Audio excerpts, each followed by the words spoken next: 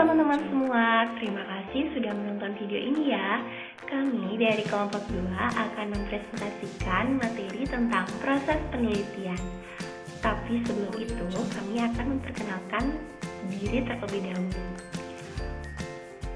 Kami dari kelompok 2 yang beranggotakan 5 orang dengan anggota diantaranya yang pertama ada Nima Dea Limas Milinia dengan NIM akhir 017.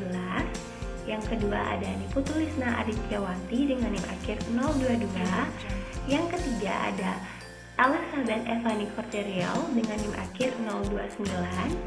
Yang keempat ada Iputu Aryadana dengan NIM akhir 064. Dan yang terakhir ada Niputu Natalia dengan NIM akhir 094. Adapun materi pembahasan kali ini, yang pertama, identifikasi, pemilihan dan perumusan masalah penelitian. Yang kedua, kajian pustaka dan hipotesis. Yang ketiga, populasi dan sampel. Yang keempat, metode pengumpulan data. Yang kelima, rencana analisis data. Yang keenam, proposal penelitian. Dan yang terakhir, citasi yang benar dan legal.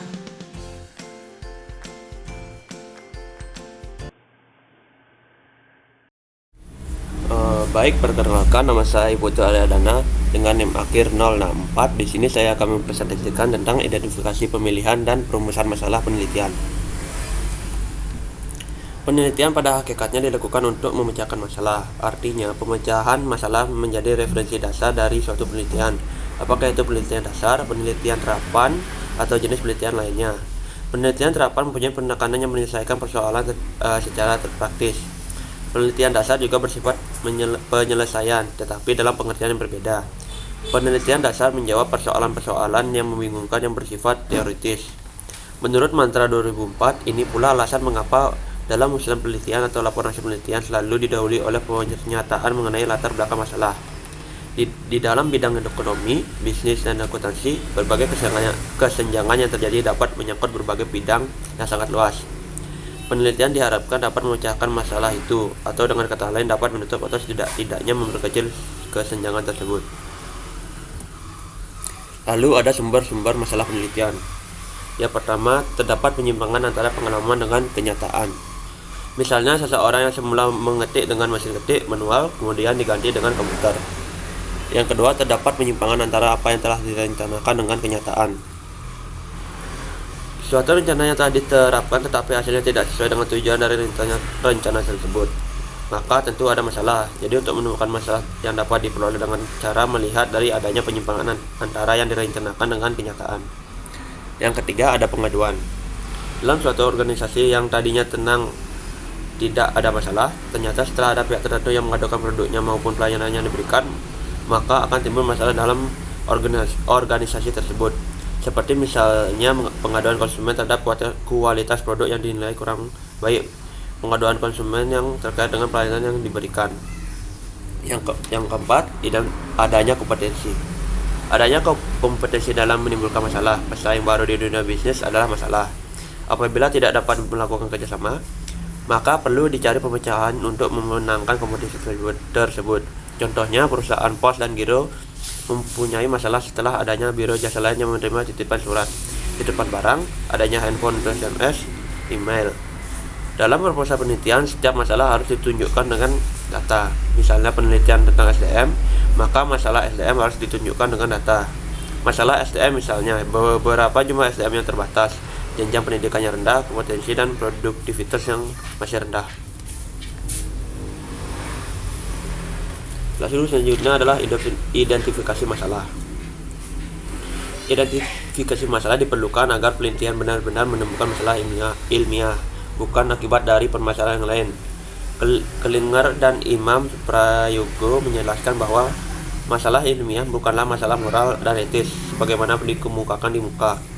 Masalah penelitian bersifat tidak terbatas. Meskipun demikian, tidak semua masalah yang ada di masyarakat bisa diangkat sebagai masalah penelitian. Untuk mengidentifikasi masalah penelitian, perlu diajukan 4 pertanyaan. Yang pertama, masalah apa? Dalam kurung substansinya.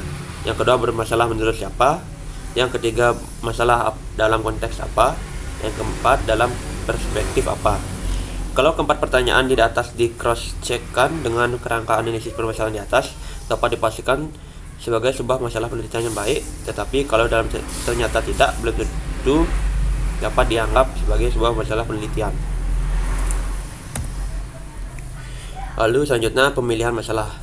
Setelah mengidentifikasi masalah dari berbagai sumbernya, ditemukanlah lebih dari satu masalah. Maka dari masalah-masalah tersebut dipilih salah satu yang paling layak dan paling sesuai dengan untuk diteliti, yaitu masalah yang akan diterapkan sebagai penelitian. Sedangkan pokok-pokok persoalan yang memerlukan pemecahan melalui penelitian adalah suatu yang problematik yang disebut masalah. Jadi topik menonjol dari inti persoalan, juga menegaskan batas-batas masalah dan mengarahkan menentu judul penelitian. Selanjutnya, dalam penetapan masalah yang layak untuk diteliti dapat digunakan beberapa pertimbangan, antara lain, yang pertama, apakah topik tersebut dapat dijangkau dan dikuasai, manageable topik. Yang kedua, apakah bahan-bahan atau data tersedia secukupnya, obtainable data. Yang ketiga, apakah topik tersebut penting untuk diteliti, significant of topic. Yang keempat, apakah topik tersebut cukup menarik untuk minat untuk diteliti atau dikaji, interested topic. Selain itu, juga perlu dihindari duplikasi atau jiplakan topik lama dan resistensi sosial, kulturasi, dan ideologis terhadap satu masalah yang hendak diteliti. Lalu ada rumusan masalah yang baik. Yang pertama, harus feasible. Dalam arti masalah tersebut harus dapat dicari jawabannya melalui sumber yang jelas, tidak banyak menghabiskan dana, tenaga, dan waktu. Yang kedua, masalah harus jelas, yaitu semua orang memberikan persepsi yang sama terhadap masalah tersebut. Yang ketiga, masalah harus signifikan. Dalam arti jawaban atas masalah itu harus memberikan kontribusi terhadap pengembangan ilmu pemecahan masalah kehidupan manusia. Yang keempat, masalah bersifat etis, yaitu tidak berkenaan dengan hal-hal yang bersifat etika, moral, keyakinan, dan nilai-nilai agama. Lalu ada bentuk rumusan masalah penelitian. Yang pertama adalah permasalahan deskriptif.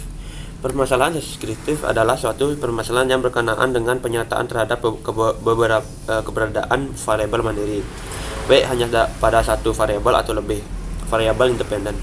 Contohnya itu seberapa tinggi efektivitas penggunaan metode kepemimpinan direktif dalam perusahaan multinasional. Yang kedua, ada permasalahan komparatif.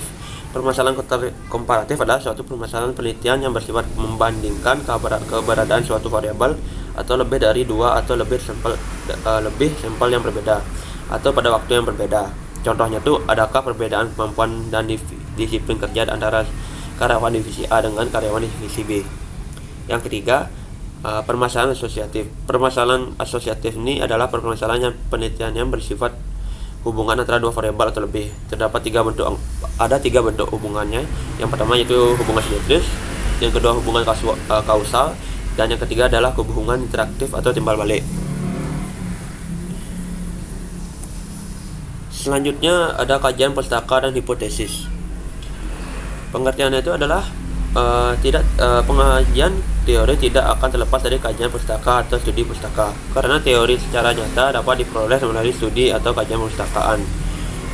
Menurut Nasir 2005-93 menyatakan bahwa studi perpustakaan atau studi literatur selain mencari sumber data sekunder yang akan mendukung penelitian, juga diperlukan untuk mengetahui sampai mana ilmu yang berhubungan dengan penelitian telah berkembang, sampai kemana terdapat kesimpulan generasi yang pernah dibuat sehingga situasinya diperoleh.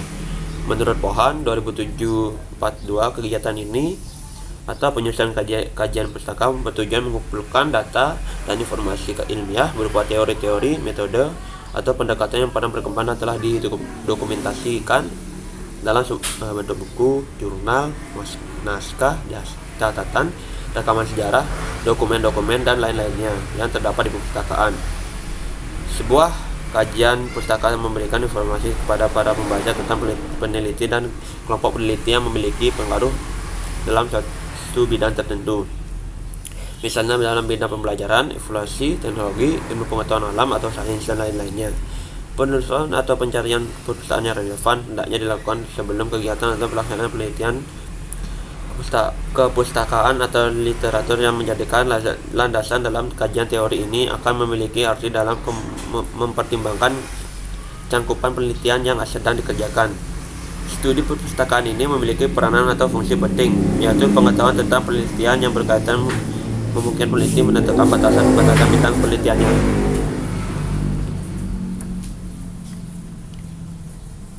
Selanjutnya ada pengertian hipotesis. Dalam suatu penelitian, meneliti biasanya menyatakan suatu harapan yang ingin diperoleh melalui penelitiannya. Harapan yang dinamakan ramalan atau prediksi hasil yang diperoleh melalui penelitian itulah yang dikatakan hipotesis.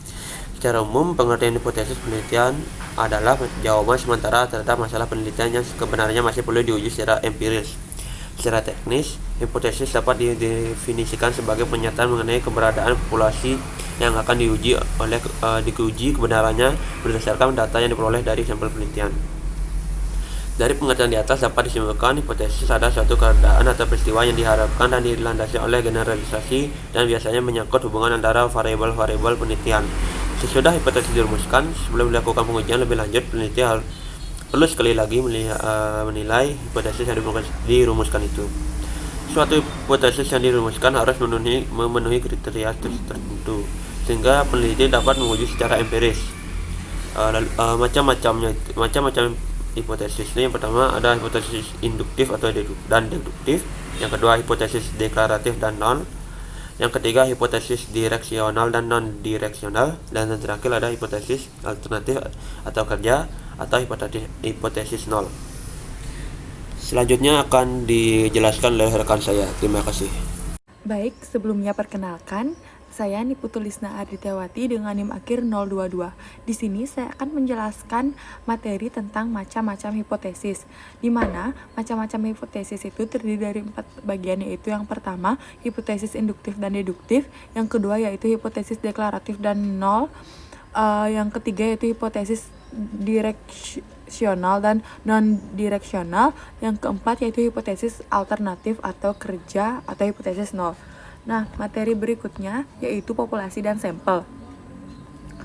Di mana yang pertama yaitu populasi. Populasi adalah wilayah generalisasi yang terdiri atas objek atau subjek yang mempunyai kualitas, kuantitas, dan karakteristik tertentu yang ditetapkan oleh peneliti untuk dipelajari dan kemudian ditarik kesimpulannya. Selanjutnya yaitu sampel merupakan bagian dari jumlah dan karakteristik yang dimiliki oleh populasi tersebut.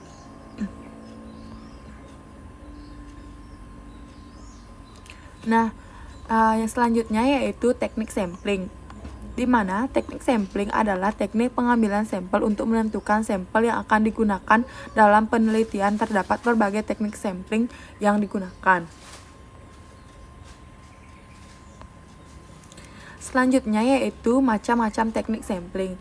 Nah, di sini macam-macam teknik sampling itu dibagi menjadi 2 bagian, yaitu yang pertama probability dan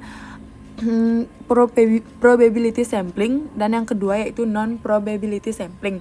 Nah, di mana probability sampling ini merupakan teknik pengambilan sampel yang diberikan peluang yang sama bagi setiap unsur atau anggota populasi untuk dipilih menjadi anggota sampel. Nah, teknik ini meliputi 4 bagian, yaitu simple random sampling, proportionate stratified random sampling, dan disproportionate stratified random sampling, dan area atau cluster sampling atau sampling menurut daerah. Nah, yang kedua yaitu non-probability random sampling, di mana non-probability sampling adalah teknik pengambilan sampel yang dimiliki peluang atau kesempatan sama bagi setiap unsur atau anggota populasi untuk dipilih menjadi sampel. Nah, teknik sampel ini meliputi sampling sistematis, yang kedua itu sampling kuota, yang ketiga yaitu sampling insidental, yang keempat adalah purposive sampling, yang kelima yaitu sampling jenuh, yang keenam adalah snowball sampling.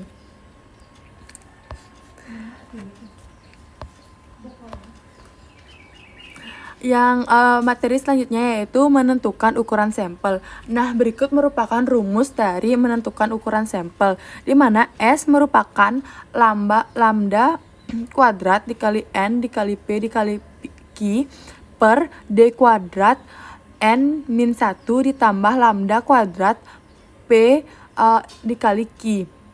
Nah, yaitu keterangannya yaitu S merupakan jumlah sampel, lambda kuadrat merupakan C kuadrat yang harganya tergantung derajat kebebasan dan tingkat kesalahan. Untuk derajat kebebasan 1 dan kesalahan 5%, harga C kuadrat sama dengan 3,841. N sama dengan jumlah populasi, P sama dengan peluang benar, yaitu 0,5, Q merupakan peluang salah, dan D merupakan perbedaan antara rata-rata sampel dengan rata-rata populasi. Perbedaan bisa yaitu 0,01 berbanding 0,5 dan 0,10. Nah, berikut merupakan tabel penentuan jumlah sampel dari populasi tertentu dengan taraf kesalahan 1%, 5%, dan 10%. Nah, pada tabel selanjutnya yaitu contoh menentukan ukuran sampel, di mana akan dilakukan penelitian untuk mengetahui tanggapan kelompok masyarakat terhadap pelayanan yang diberikan oleh pemerintah daerah tertentu. Kelompok masyarakat itu terdiri dari 100 orang yang dapat dikelompokkan berdasarkan jenjang pendidikan, yaitu lulusan S1 sama dengan 50 orang, sarjana sama dengan 300 orang, SMK 500 orang, SMP 100, dan SD yaitu 50, di mana populasi berserta.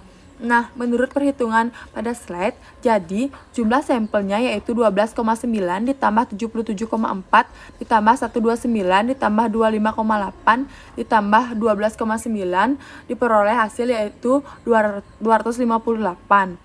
Nah, jumlah yang pecah tersebut bisa dibulatkan ke atas hingga jumlah sampel menjadi 13 ditambah 78 ditambah 129 ditambah 26 ditambah 13, nah mendapatkan hasil 259. Baik, sekian materi yang dapat saya sampaikan, akan dilanjutkan oleh rekan saya. Terima kasih. Baik, selanjutnya yaitu cara pengambilan anggota sampel. Terdapat dua teknik, yaitu yang pertama probability sampling dan yang kedua non-probability sampling. Di mana probability sampling ini adalah teknik pengambilan sampel secara acak. Nah, pengambilan sampel secara acak atau random dapat dilakukan dengan bilangan random, komputer, maupun dengan undian. Bilangan pengambilan dilakukan dengan undian, maka setiap anggota populasi diberi nomor lebih dahulu sesuai dengan jumlah anggota populasi. Karena teknik pengambilan sampel adalah random, maka setiap anggota populasi mempunyai peluang yang sama untuk dipilih menjadi anggota sampel. Baik, pokok pembahasan selanjutnya yaitu metode pengumpulan data.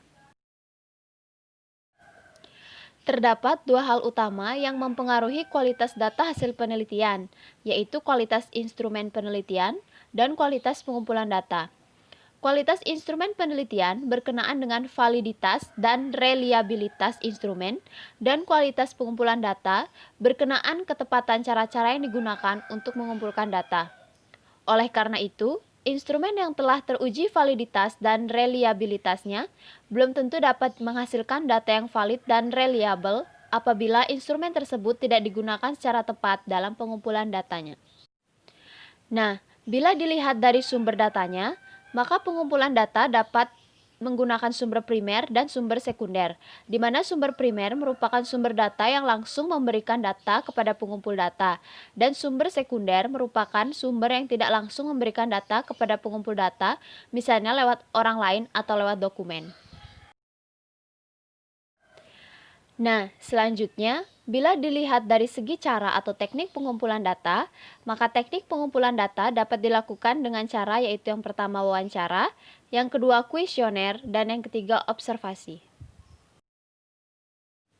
Baik, untuk teknik pengumpulan data yang pertama yaitu wawancara. Wawancara merupakan teknik pengumpulan data di mana pewawancara dalam mengumpulkan data mengajukan suatu pertanyaan kepada yang diwawancarai.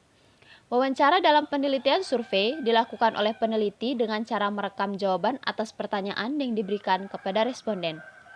Peneliti mengajukan pertanyaan kepada responden dengan pedoman wawancara, mendengarkan jawaban, mengamati perilaku, dan merekam semua respon dari yang disurvei.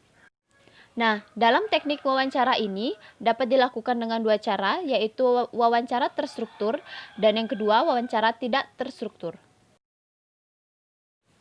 Nah, untuk jenis wawancara yang pertama, yaitu wawancara terstruktur, di mana wawancara terstruktur ini digunakan sebagai teknik pengumpulan data bila peneliti atau pengumpul data telah mengetahui dengan pasti tentang informasi apa yang akan diperoleh. Oleh karena itu, dalam melakukan wawancara, pengumpul data telah menyiapkan instrumen penelitian berupa pertanyaan-pertanyaan tertulis dan alternatif jawabannya pun telah disiapkan. Nah, dalam melakukan wawancara ini, selain harus membawa instrumen sebagai pedoman, maka pengumpul data juga dapat menggunakan alat bantu seperti tape recorder, gambar, brosur, dan material lain yang dapat membantu pelaksanaan wawancara agar bisa menjadi lancar. Kemudian yang kedua yaitu wawancara tidak terstruktur, di mana wawancara tidak terstruktur adalah wawancara yang bebas di mana peneliti tidak menggunakan pedoman wawancara yang telah tersusun secara sistematis dan lengkap untuk pengumpulan datanya. Nah, biasanya wawancara tidak terstruktur ini sering digunakan dalam penelitian pendahuluan untuk penelitian yang lebih mendalam tentang responden. Pada penelitian pendahuluan, peneliti berusaha mendapatkan informasi awal tentang berbagai isu atau permasalahan yang ada pada objek, sehingga peneliti dapat menentukan secara pasti permasalahan atau variabel apa yang harus diteliti. Nah, dalam wawancara ini, peneliti belum mengetahui secara pasti data apa yang akan diperoleh, sehingga peneliti lebih banyak mendengarkan apa yang diceritakan oleh responden. Dalam wawancara tidak terstruktur ini, informasi atau data yang diperoleh dari wawancara sering bias, di mana bias adalah menyimpang dari yang seharusnya, sehingga dapat dinyatakan data tersebut subjektif dan tidak akurat.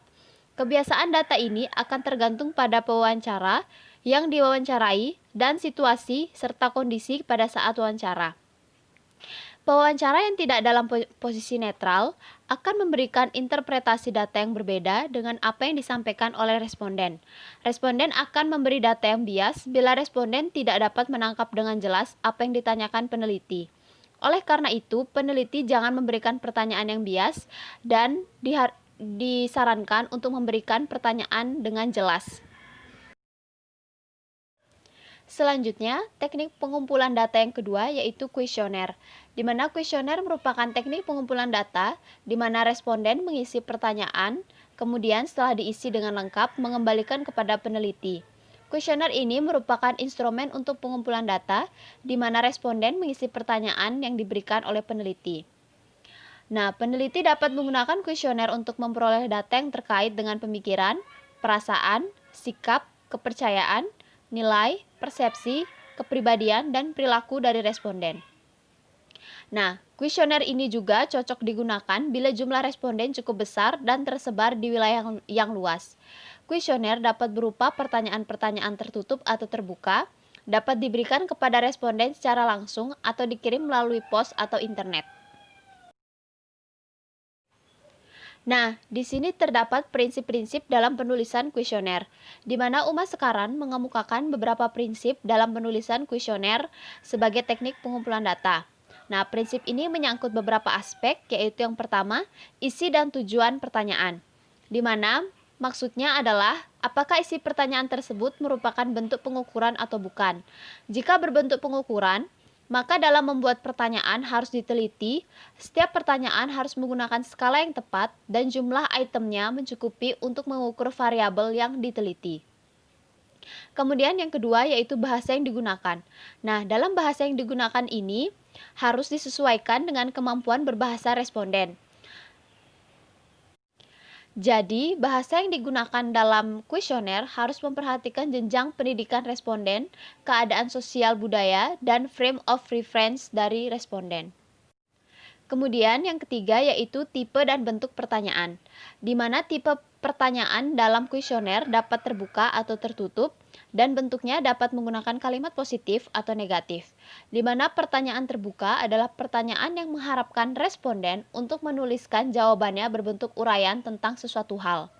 Nah, sebaliknya, pertanyaan tertutup adalah pertanyaan yang mengharapkan jawaban singkat atau mengharapkan responden untuk memilih salah satu alternatif jawaban dari setiap pertanyaan yang telah tersedia.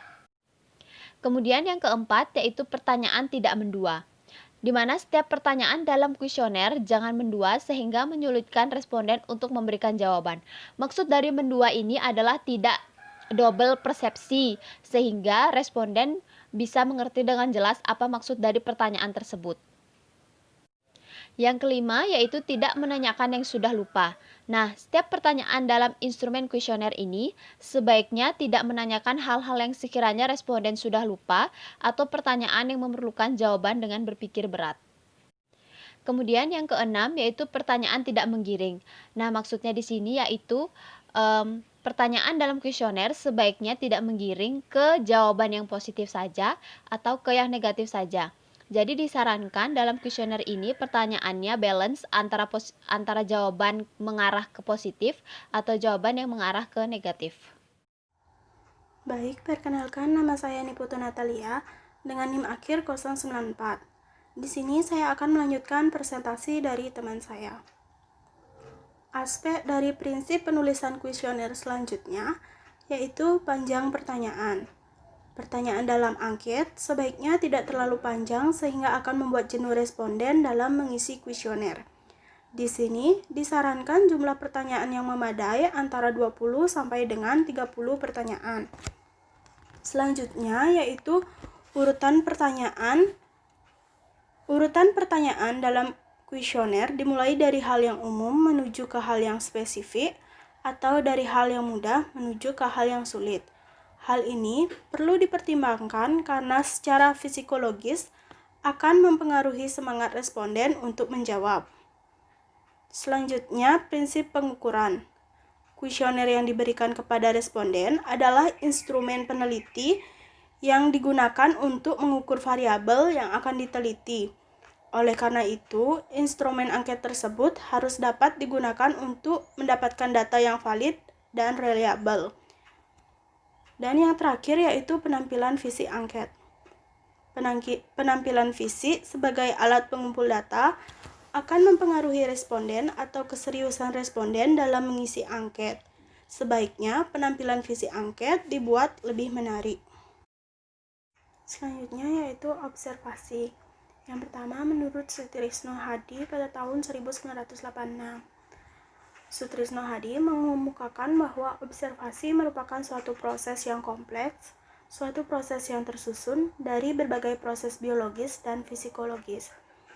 Yang selanjutnya ada menurut Larry Christensen pada tahun 2004, menyatakan bahwa dalam penelitian, observasi diartikan sebagai pengamatan terhadap pola perilaku manusia dalam situasi tertentu untuk mendapatkan informasi tentang fenomena yang diinginkan.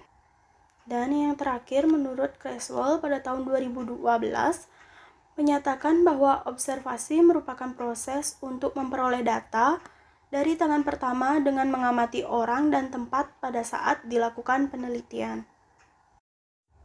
Jenis-jenis observasi. Jenis-jenis observasi dapat dibagi menjadi dua, yaitu yang pertama, observasi berperan serta. Dalam observasi ini, peneliti terlibat dengan kegiatan sehari-hari orang yang sedang diamati atau yang digunakan sebagai sumber data penelitian. Yang kedua, yaitu observasi non-partisipan. Dalam observasi non-partisipan ini, peneliti tidak terlibat dan hanya sebagai pengamat independen. Dalam observasi ini dibagi menjadi dua, yaitu yang pertama observasi terstruktur dan yang kedua observasi tidak terstruktur.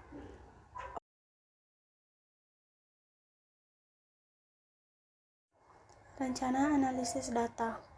Sugiono mendefinisikan pengertian analisis data adalah proses mencari dan menyusun secara sistematis data yang diperoleh dari hasil wawancara, catatan lapangan, dan dokumentasi dengan cara mengorganisasikan data ke dalam kategori, menjabarkan ke dalam unit-unit, melakukan sintesa, menyusun ke dalam pola, memilih mana yang penting dan mana yang akan dipelajari, dan membuat kesimpulan sehingga mudah dipahami. Teknik analisis data. Teknik analisis data ada dua, yaitu teknik analisis data kuantitatif dan teknik analisis data kualitatif. Bagi data yang bersifat kuantitatif, tentu saja analisis data yang digunakan adalah analisis kuantitatif dengan ukuran-ukuran statistik.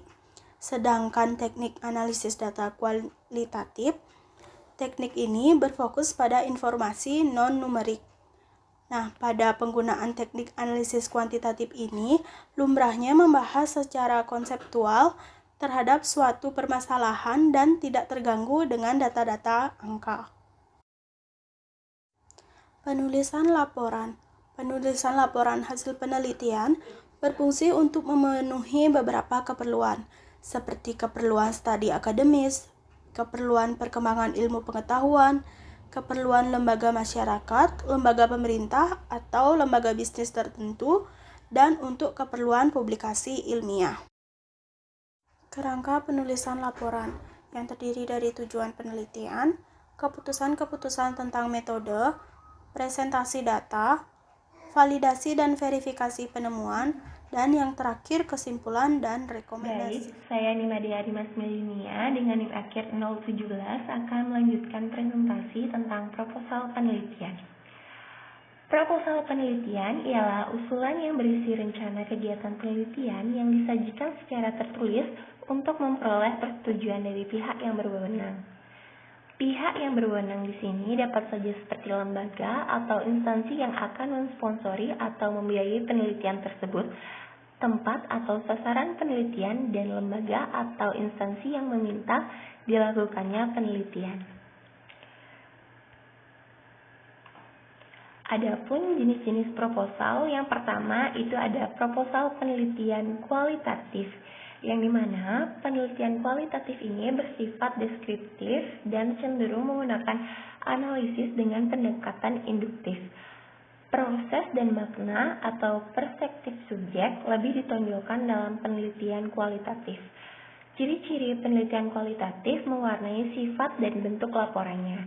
Oleh karena itu, laporan penelitian kualitatif disusun dalam bentuk narasi yang bersifat kreatif dan mendalam serta menunjukkan ciri-ciri naturalistik yang penuh keotentikan.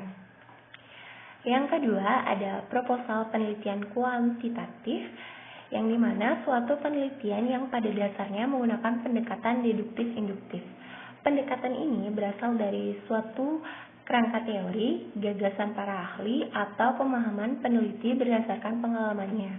Kemudian dikembangkan menjadi permasalahan-permasalahan beserta pemecahan-pemecahannya yang diajukan untuk memperoleh pembenaran atau verifikasi dalam bentuk dukungan data empiris di lapangan. Yang ketiga ada proposal penelitian pengembangan, yang dimana kegiatan yang menghasilkan rancangan atau produk yang dapat dipakai untuk memecahkan masalah-masalah aktual. Dalam hal ini, kegiatan pengembangan ditekankan pada pemanfaatan teori-teori, konsep-konsep, prinsip-prinsip, atau temuan-temuan penelitian untuk memecahkan masalah. Skripsi, tesis, dan disertasi yang ditulis berdasarkan hasil kerja pengembangan menuntut format dan sistematika yang berbeda dengan skripsi, tesis, dan disertasi yang ditulis berdasarkan hasil penelitian. Karena karakteristik kegiatan pengembangan dan kegiatan penelitian tersebut berbeda. Kegiatan penelitian pada dasarnya berupaya mencari jawaban terhadap suatu permasalahan, sedangkan kegiatan pengembangan berupaya menerapkan temuan atau teori untuk memecahkan suatu permasalahan. Selanjutnya itu ada proposal penelitian kajian pustaka, yang dimana telaah yang dilaksanakan untuk memecahkan suatu masalah yang pada dasarnya bertumpu pada penelaah kritis dan mendalam terdapat bahan-bahan pustaka yang relevan. Telaah pustaka semacam ini biasanya dilakukan dengan cara mengumpulkan data atau informasi dari berbagai sumber pustaka yang kemudian disajikan dengan cara baru dan atau untuk keperluan baru. Dalam hal ini, bahan-bahan pustaka itu diperlukan sebagai sumber ide untuk menggali pemikiran atau gagasan baru sebagai bahan dasar untuk melakukan dedukasi dan pengetahuan yang sudah ada, sehingga kerangka teori baru dapat dikembangkan atau sebagai dasar pemecahan masalah. Selanjutnya, kita masuk ke ciri-ciri dan syarat proposal penelitian yang baik dan benar. Untuk ciri-cirinya, yang pertama, bersifat kritis dan analitis. Yang kedua, memuat konsep dan teori yang tepat. Yang ketiga, menggunakan istilah yang tepat. Yang keempat, rasional. Yang kelima, objektif. Yang keenam, konsisten dalam menguraikan, menjelaskan kalimat padat dan jelas. Yang ketujuh, koherensi. Selanjutnya, untuk syaratnya, yang pertama, tujuan dan masalah yang jelas. Yang kedua, teknik dan prosedur yang rinci. Yang ketiga, objektivitas penelitian akan sampel yang ingin digunakan. Yang keempat, kekurangan dalam penelitian harus diungkapkan secara terbuka dan jujur. Yang kelima, tingkat kevaliditasan dan kehandalan data cermat. Yang keenam, kesimpulan terkait dengan penelitian yang dilakukan. Dan yang ketujuh, objektivitas atau fenomena sesuai dengan kemampuan pengalaman dan motivasi peneliti. Selanjutnya kita masuk ke cara sitasi yang benar dan legal. Nah, sitasi adalah menunjukkan asal-usul suatu mengutip pernyataan atau menyalin atau mengulang pernyataan seseorang dan mencantumkan ke dalam suatu karya tulis yang dibuat. Namun tetap mengindikasikan bahwa kutipan tersebut itu adalah pernyataan orang lain. Pengacuan sitasi pustaka dilakukan dengan sistem nama tahun. Untuk pencantuman pustaka yang melibatkan nama penulis berjumlah lebih dari 2 digunakan nama belakang penulis pertama diikuti dengan DKK atau et al. Pilih salah satu secara konsisten. Jika artikel ditulis oleh 2 orang, nama belakang kedua penulis harus dicantumkan. Untuk isi sitasi, pada buku ada pengarang, judul buku, penerbit, dan tahun publikasi.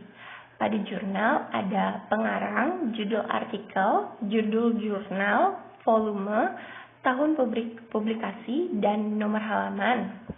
Pada internet, pada karya internet ada URL dan tanggal tersebut diakses. Untuk contoh dari sitasi dapat teman-teman lihat pada slide dari contoh penulis tunggal dan penulis 2 orang. Dan berikut ada penulis lebih dari 2 orang atau hanya ditulis nama penulis pertama saja, dan ada juga contoh dari jika sitasi terpaksa dilakukan tidak dari sumber asli. Baik, sekian presentasi dari kelompok kami. Kami mohon maaf bila ada kesalahan maupun kekurangan kata. Kami akhiri dengan terima kasih. Thanks for watching.